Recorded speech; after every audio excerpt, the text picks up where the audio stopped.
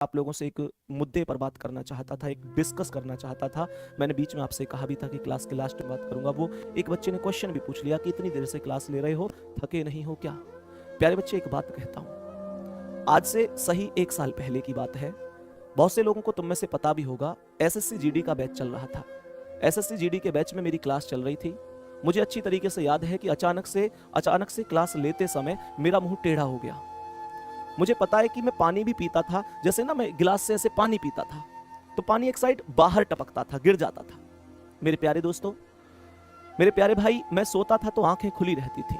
सोचो एक आदमी की जिंदगी किस तरीके के रास्ते पर चली गई होगी कि जब वो व्यक्ति सो रहा है तो आंखें खुल रही हैं, खाना खा रहा है तो खाया नहीं जा रहा, वो नीचे गिर रहा है। हो सकता है शायद ये बातें हंसी मजाक लगे, लेकिन सोच के देखो जिस आदमी पर गुजरी वो कैसे गुजरी।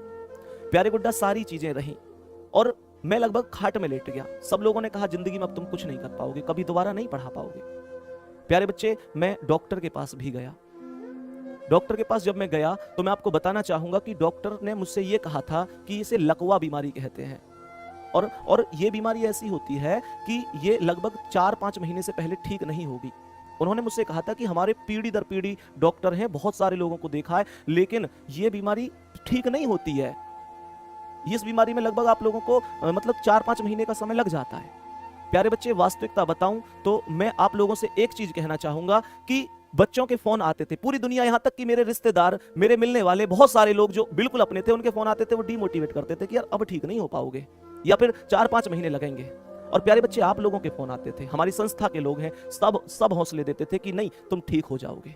अंकित सर कहते थे तू शेर है मेरा, बिल्कुल ठीक हो जाएगा। प्यारे बच्चे, मैं तुम्हें एक बात बताऊं, डॉक्टर ये कहता था 4-5 महीने लगेंगे। मेरे पास बच्चों के फोन आते थे कि भैया मेरे पास 10-10 रुपए करके मैंने कुछ रुपए इकट्ठे किए थे, गुल्लक में इकट्ठे किए थे, हमने गुल्लक फोड़ दी, मंदिर पे जाके प्रसाद बांट दिया, हमने आज चादर चढ़ाई है, मंदिर पे जाके प्रसाद चढ़ाया, तुम ठीक हो जाओ बस। प्यारे बच्चे, मैं तुम्हें वास्तविकता बताऊं कि मात्र 15 दिन बाद मैं दोबारा से बोर्ड पे खड़े होकर क्लास ले रहा था।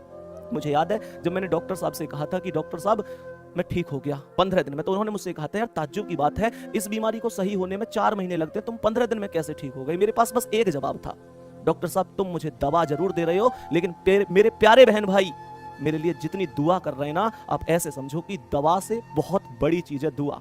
सोचो उस बच्चे को, वो तुम ही तो हो, वो तुम ही बच्चे हो बेटा, तुम मेरे लिए, तुम RWA के लिए। मेरे प्यारे दोस्त, एक बात बताओ कि तुम 10-10 रुपए, मुझे पता है गरीब घर में अगर बच्चा है, स्टूडेंट लाइफ में जब उसके पास आमदनी का स्रोत नहीं है, वो 10-10, 100-100, 20-20 रुपए करके इकट्ठे करता है। तुम्हारा टीचर बीमार हो जाता है तो एक फैमिली की तरह, एक परिवार की तरह प्यार करते हो, उस गुल्लक को फोड़ देते हो और तुरंत उसके लिए दुआ मांगने पहुंच जाते हो।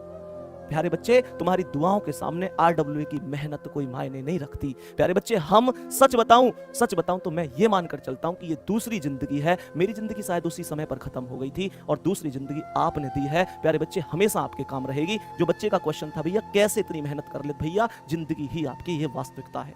मैं तो बिल्कुल बेकार था। सोच के देखो, डॉक्टर खुद कह रहा है 4 महीने लगेंगे, मैं 15 दिन बाद दोबारा क्लास में खड़ा हूं तुम्हारे प्यार से। मुझे अच्छी तरीके से पता है कि अगर तुम हो तो दुनिया में हर परेशानी का समाधान है, क्योंकि प्यारे बच्चे, हमारा परिवार वास्तव में बहुत सुकून का परिवार है, बहुत प्यार का परिवार है। नहीं तो 50,000 बच्चे अभी रात को 11:15 बजे क्यों होते यार क्लास में? परिवार है।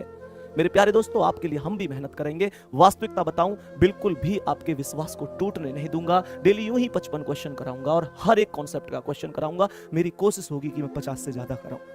प्यारे बच्चे, जो आपने दिया है शायद उतना तो मैं आपको कभी नहीं दे पाऊंगा, क्योंकि आपने तो शायद जीवन ही दिया है।